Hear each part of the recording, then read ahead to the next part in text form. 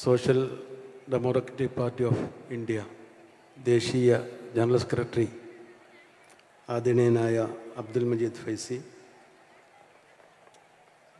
ഇവിടെ സന്നിഹിതനായ ബഹുമാന്യനായ Khalid Musa Nadvi,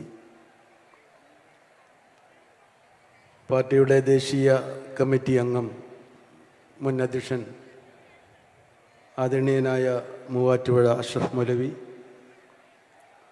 women India movement സംസ്ഥാന പ്രസിഡന്റ് സുനിത നിസാർ, സംസ്ഥാന ഉപാധ്യക്ഷൻ തുളസീധരൻ പള്ളിക്കൽ, സംസ്ഥാന ജനറൽ സെക്രട്ടറിമാരായ P K Usman, P P Rafeeq, K K Abdul Jabbar, Roy Arakkal,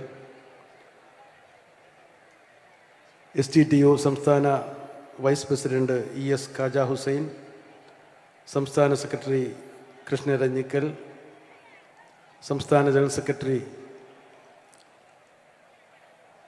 Siyad Sahib, ഈ സമ്മേളനത്തിൻ്റെ സ്വാഗതസംഘം ചെയർമാനും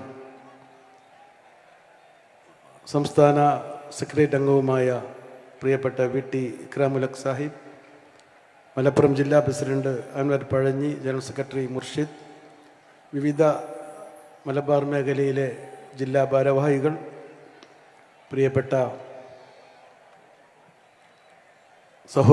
സഹോദരന്മാരെ, ഒരു വലിയ ജനസഞ്ചയം ഈ മലപ്പുറത്തിൻ്റെ മണ്ണിൽ സമ്മേളിച്ചിരിക്കുകയാണ്. നമ്മുടെ രാജ്യം ഭരിക്കുന്ന സർക്കാർ വഖഫ് ഭേദഗതി ബിൽ 2024 എന്ന വഖഫ് ഭേദഗതി ബിൽ 2024 എന്ന ഒരു അമെൻമെൻ്റ് ബിൽ, നിലവിലുള്ള വഖഫ് ബില്ലിന് ഭേദഗതികൾ സമർപ്പിച്ചുകൊണ്ടുള്ള ഒരു വഖഫ് ബിൽ ഭേദഗതി ബിൽ സമർപ്പിക്കുകയും അത് പാർലമെൻറ്റിൽ ജോയിൻറ്റ് പാർലമെൻ്ററി കമ്മിറ്റിക്ക് വിടുകയും പ്രതിപക്ഷത്തിൻ്റെ എല്ലാ വിയോജന കുറിപ്പുകളും നിഷേധിച്ചുകൊണ്ട് JPC അത് അംഗീകരിച്ച് രാജ്യസഭയിൽ അത് അവതരിപ്പിക്കുകയും ചെയ്ത ഒരു പശ്ചാത്തലത്തിലാണ് ഈ സമ്മേളനം ഇവിടെ നടക്കുന്നത്. നമുക്കറിയാവുന്നതുപോലെ ഒരു വിശ്വാസി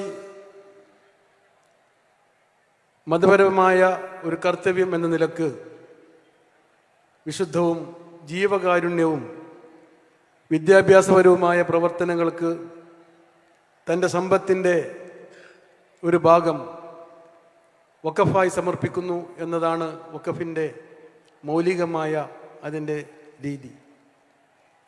ആ വഖഫ് സ്വത്ത് കൈകാര്യം ചെയ്യുന്നതിന് മുതവല്ലികളും അതുപോലെ സംവിധാനങ്ങളും നമ്മുടെ രാജ്യത്ത് നിലനിൽക്കുന്നുണ്ട്. ഈ സംവിധാനങ്ങളെ നിയന്ത്രിക്കുന്നതിന് നമ്മുടെ ഇന്ത്യ സ്വാതന്ത്ര്യമാകുന്നതിന് മുമ്പ് തന്നെ വൈദേശികർ ഇന്ത്യ ഭരിക്കുമ്പോൾ പോലും അതിന് സംവിധാനമുണ്ടാവുകയും സ്വാതന്ത്ര്യമായതിനു ശേഷം വ്യത്യസ്തമായ കാലയളവിൽ വ്യത്യസ്തമായ വഖഫ് ബില്ലുകൾ അവതരിപ്പിച്ച് അതിന് ഭേദഗതി അവതരിപ്പിച്ച് അങ്ങനെ അത് വളരെ സുഗമമായി ഈ രാജ്യത്ത് നടന്നുകൊണ്ടിരിക്കുന്ന ഘട്ടത്തിലാണ് രാജ്യത്ത് വീണ്ടും വഖഫ് ഭേദഗതി ബിൽ അവതരിപ്പിക്കുന്നത്. ഗവൺമെൻറ് അത് അവതരിപ്പിക്കുമ്പോൾ പറഞ്ഞത് ഇത് വഖഫിനെ സംരക്ഷിക്കാനാണ് എന്നാണ്. പക്ഷേ ആ ബില്ലിൻ്റെ വിശദാംശങ്ങൾ പരിശോധിക്കുമ്പോൾ എന്തൊരുദ്ദേശം വെച്ചാണോ ഒരു വഖഫ് ചെയ്യുന്ന വ്യക്തി അദ്ദേഹത്തിൻ്റെ സ്വത്ത് വഖഫ് ചെയ്തിട്ടുള്ളത്, അത് അതേപോലെ ആ ഉദ്ദേശം നിർവഹിക്കാൻ പറ്റാത്ത വിധം അതിനെ തെറ്റായ രീതിയിൽ ആ വഖഫ് സ്വത്തുകൾ നിയന്ത്രിക്കുകയും കൈകാര്യം ചെയ്യുകയും മാത്രമല്ല അത് തട്ടിയെടുക്കാനും കൂടിയാണ് നിലവിലുള്ള വഖഫ് ഭേദഗതി ബില്ലിലെ പരാമർശങ്ങൾ അല്ലെങ്കിൽ ഭേദഗതികൾ എന്ന് നമുക്ക് മനസ്സിലാക്കാൻ സാധിക്കുന്നു. അത് ഏറെക്കുറെ ചർച്ച ചെയ്തുകൊണ്ട് വിശദമായി ഞാൻ കടക്കുന്നില്ല. പക്ഷേ വളരെ കുറച്ച് കാര്യങ്ങൾ മാത്രം നമുക്കറിയാം. അതിൽ ഏറ്റവും വിവാദപരമായ പരാമർശം അല്ലെങ്കിൽ ഭേദഗതി, പരാമർശമല്ല ഭേദഗതി, വഖഫ് സ്വത്തുക്കൾ കൈകാര്യം ചെയ്യുന്ന സെൻട്രൽ വഖഫ് കൗൺസിലും സംസ്ഥാന വഖഫ് ബോർഡുകളും നിലവിൽ അത് നിയന്ത്രിക്കുന്നത്, അതാത് സംസ്ഥാന വഖഫ് ബോർഡുകളും സെൻട്രൽ വഖഫ് കൗൺസിലുകളും നിയന്ത്രിക്കുന്നത് തിരഞ്ഞെടുക്കപ്പെട്ട മുത്തവല്ലികളുടെയും MLA-മാരുടെയും MP-മാരുടെയും ബാർ കൗൺസിൽ അംഗങ്ങളുടെയും ഒക്കെയുള്ള ഒരു സമിതികളാണ്. ആ സമിതികളിൽ എന്താണ് വഖഫ് എന്നറിയുന്നവരും വഖഫിനെ കുറിച്ചുള്ള കാഴ്ചപ്പാടുള്ളവരും വഖഫ് കൃത്യമായി അതിൻ്റെ ഉദ്ദേശം നിർവഹിക്കാൻ സാധ്യമാകുന്ന അതേക്കുറിച്ച് വിവരമുള്ളവരുമായ മുസ്ലിങ്ങളെയാണ് ആ സമിതിയിൽ ഉണ്ടാകേണ്ടത് എന്നാണ് നിലവിലുള്ള വഖഫ് നിയമം. പക്ഷേ ആ നിയമത്തെ അല്ല, ആ കാഴ്ചപ്പാടിനെ പൂർണ്ണമായി നിരാകരിച്ചുകൊണ്ട് വഖഫ് ബോർഡുകളും വഖഫ് കൗൺസിലുകളും മുസ്ലിങ്ങൾ മാത്രമല്ല മറ്റുള്ളവർക്കും അമുസ്ലിങ്ങൾക്കും പ്രത്യേകിച്ച് ഹിന്ദുക്കൾക്ക് അതിൽ അംഗങ്ങളാകാനും അത് കൈകാര്യം ചെയ്യാനുമുള്ള അവകാശം കൊടുത്തുകൊണ്ടാണ് വഖഫ് ഭേദഗതി ബില്ലിലെ ഏറ്റവും വിവാദപരമായ ഒരു ഭേദഗതി. എന്താണ് ഒരു മുസ്ലിം അല്ലാത്ത ഒരാൾ ഒരു വഖഫ് സ്വത്ത് കൈകാര്യം ചെയ്യുന്നുള്ള അപകടം എന്താണ് എന്നതിനെക്കുറിച്ച് ഒരുപക്ഷെ നമുക്ക് സംശയമുണ്ടായേക്കും.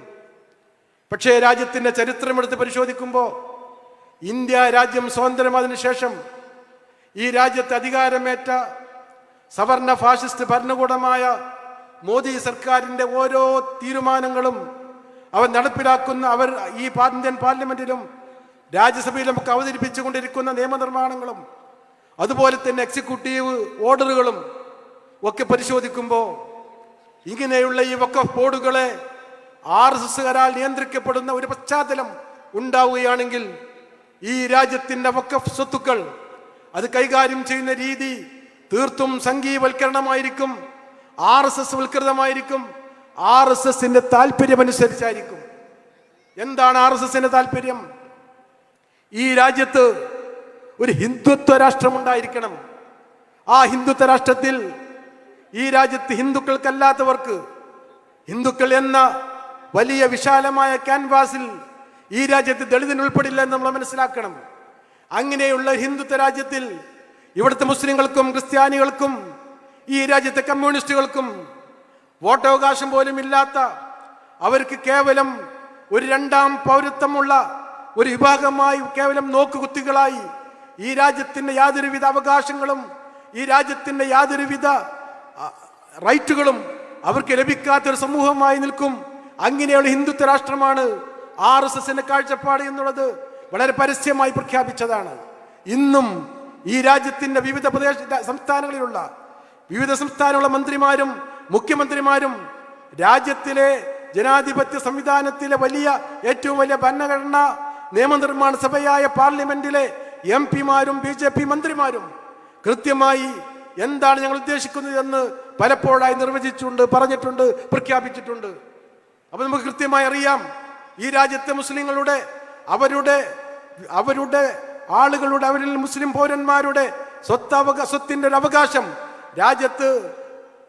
ഈ രാജ്യത്തെ വിദ്യാഭ്യാസത്തിനും അതുപോലെ തന്നെ ജീവകാരുണ്യ പ്രവർത്തനങ്ങൾക്കും, ഈ രാജ്യത്തെ വിദ്യാഭ്യാസ പ്രവർത്തനങ്ങൾക്കും മതപരമായ ആവശ്യങ്ങൾക്കും അവർ മാറ്റിവെച്ച വഖഫ് സ്വത്തുക്കൾ RSSകാരൻ കൈകാര്യം ചെയ്യുന്നതോടുകൂടി അത് വഖഫിന്റെ എല്ലാ നന്മയും നഷ്ടപ്പെട്ടു പോകുമെന്ന് മാത്രമല്ല അത് അന്യാധീനപ്പെട്ടു പോകുമെന്നതിൽ യാതൊരു സംശയവുമില്ല.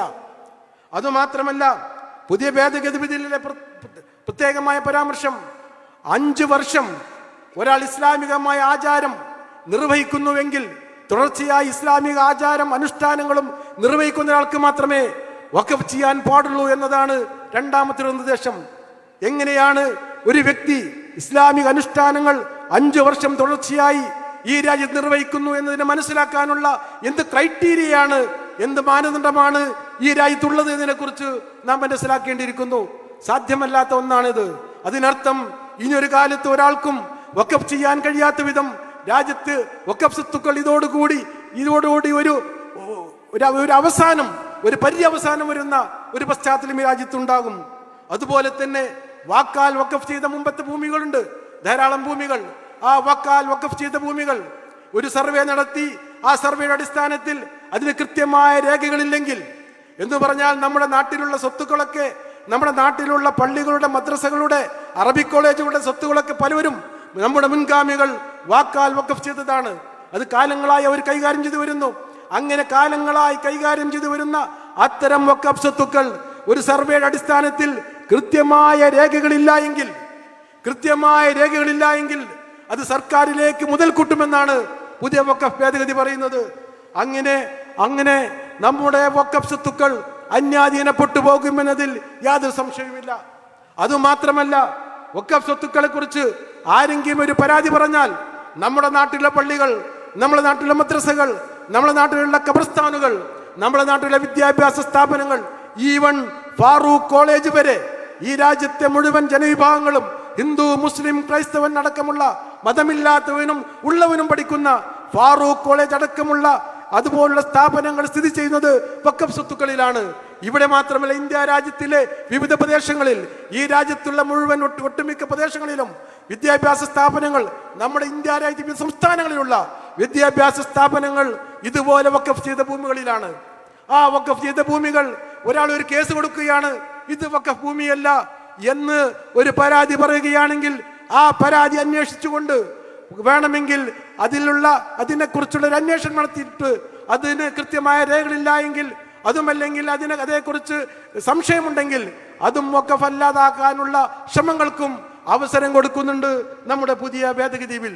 ഈ അർത്ഥത്തിൽ നിലവിലുള്ള വഖഫ് ബോർഡുകൾക്ക് അവരുടെ പ്രവർത്തനത്തിലുള്ള സ്വാതന്ത്ര്യം പോലും നിഷേധിച്ചുകൊണ്ട് ആ വഖഫ് ബോർഡുകളെ കടിഞ്ഞാണിടാൻ കൂടി നിലവിലുള്ള വഖഫ് നിയമ ഭേദഗതി ബില്ലിന് അവസരമുണ്ട് എന്ന് നാം മനസ്സിലാക്കണം.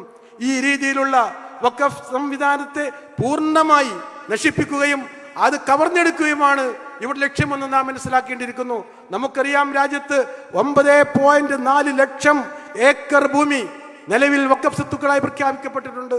ഈ വഖഫ് സ്വത്തുക്കളൊക്കെ ആസ്തി എന്ന് പറയുന്നത് കോടാനുകോടി രൂപയാണ്. ആ സ്വത്തുക്കൾ നമ്മൾ മനസ്സിലാക്കേണ്ടത് അതിന്റെ പ്രവർത്തനങ്ങൾ മുഴുവനും RSS നിയന്ത്രിത സംവിധാനങ്ങളിലേക്ക് കൊണ്ടുപോകാനുള്ള ഗൂഢപദ്ധതിയാണ് RSSന്റെ നേതൃത്വത്തിൽ ഇന്ന് ഈ രാജ്യത്ത് ഇപ്പോൾ നിയമമാക്കിക്കൊണ്ടാൻ ഉദ്ദേശിക്കുന്ന വഖഫ് ഭേദഗതി ബില്ലിലൂടെ നമുക്ക് മുമ്പിൽ ഉണ്ടാകാൻ പോകുന്നത്. ഇതേക്കുറിച്ച് നമ്മൾ കൃത്യമായി മനസ്സിലാക്കണം.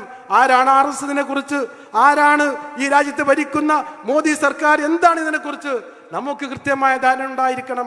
നമുക്കറിയാം, ഈ രാജ്യത്തിന്റെ ഗവൺമെന്റ് ഈ രാജ്യത്തെ പൗരന്മാരല്ലാതാക്കാൻ വേണ്ടി, ഈ രാജ്യത്തെ നിലവിലുള്ള പൗരന്മാരല്ലാതാക്കാൻ വേണ്ടിയുള്ള പൗരത്വ ഭേദഗതി ബിൽ ഈ രാജ്യസഭയിലും പാർലമെന്റിലും പാസാക്കി അംഗീകരിപ്പിച്ചവരാണ്. എന്ന് പറഞ്ഞാൽ നമ്മുടെ ഭരണഘടനാ സ്ഥാപനമായ നമ്മുടെയൊക്കെ ഈ രാജ്യത്ത് ജീവിക്കാൻ അവകാശം കൊടുക്കുന്ന, നമുക്ക് മതപരമായ വിശ്വസിക്കാൻ, അതിന് പ്രബോധനം നടത്താൻ, അതിന് പ്രബോധന പ്രവർത്തനം നടത്താൻ നമുക്ക് അവകാശം തരുന്ന നമ്മുടെ ഭരണഘടനയുടെ അതിൻ്റെ ഉജ്ജ്വലമായ ഭരണഘടനാ സ്ഥാപനങ്ങളായ പാർലമെന്റിനെ ദുരുപയോഗപ്പെടുത്തിക്കൊണ്ട് ഈ രാജ്യത്തെ പൗരന്മാർക്കെതിരെ നിയമനിർമ്മാണം നടത്തുന്ന ഒരു സ്ഥിതിവിശേഷമാണ് നമ്മുടെ രാജ്യത്ത് ഇന്നുള്ളത്. അതാണ് പൗരത്വ ഭേദഗതി ബിൽ കണ്ടത്. അതാണ് നമ്മുടെ കാശ്മീരിനുള്ള പ്രത്യേക അവകാശം 370-ാം വകുപ്പ് എടുത്തെറിഞ്ഞുകൊണ്ടുള്ള നിയമനിർമ്മാണം നടത്തിയതും അതുപോലെ തന്നെയാണ്. ഈ രീതിയിൽ നമ്മുടെ പാർലമെന്റിനെ ഈ രാജ്യത്തിലെ ജനങ്ങൾക്കെതിരായിക്കൊണ്ട്, ഒരു രാജ്യത്തിലെ പൗരന്മാർക്കെതിരായി അവിടുത്തെ ഭരണഘടനാ സംവിധാനം, ഭരണഘടനയെ ദുരുപയോഗം ചെയ്ത്, പാർലമെന്റിനെ ദുരുപയോഗം ചെയ്ത്, നിയമം വഴി ഈ രാജ്യത്തെ ജനങ്ങൾക്കെതിരായി നിയമം സൃഷ്ടിക്കുന്ന ഒരു ഗവൺമെന്റാണ് ഈ രാജ്യത്തുള്ളത് എന്ന് മനസ്സിലാക്കുമ്പോഴാണ് ഈ വഖഫ് ഭേദഗതി ബില്ലിന്റെ അപകടം നാം തിരിച്ചറിയേണ്ടത്. ഇങ്ങനത്തെ ഒരു പശ്ചാത്തലത്തിലാണ് SDPI ദേശവ്യാപകമായി ഒരു പ്രക്ഷോഭത്തിന് മുതിർന്നത്. ഇത് ഇവിടെ കൊണ്ട് അവസാനിക്കുന്ന ഒരു പ്രക്ഷോഭമല്ല എന്ന് ഞങ്ങൾക്കറിയാം. പക്ഷേ ഇത് തുടങ്ങിയിട്ടില്ലെങ്കിൽ, ഇങ്ങനെ ഒന്ന് ഈ രാജ്യത്ത് ഉണ്ടായില്ല എങ്കിൽ, വളരെ ചുട്ടെടുത്ത് ഈ രാജ്യത്തെ മുഴുവൻ ജനങ്ങളുടെയും ഭരണഘടനാപരമായ മൗലികമായ അവകാശങ്ങളെ പൂർണ്ണമായി ഹനിക്കുന്ന ഒരു ഭരണ സംവിധാനം ഈ രാജ്യത്ത് അപങ്കുരം തുടരുമെന്ന് നാം തിരിച്ചറിയുക. അതുകൊണ്ടാണ് SDPI ഈ സമരരംഗത്തേക്ക് ഇറങ്ങിയിട്ടുള്ളത്. എന്തൊക്കെയാണ് ഇന്ന് ഈ രാജ്യത്ത് നടക്കുന്നത് നമുക്കറിയാം. ബുൾഡോസർ രാജ്, ഏറ്റവും അവസാനം കൃഷിനഗറിലുള്ള മദീന മസ്ജിദ്, ആ മദീന മസ്ജിദ്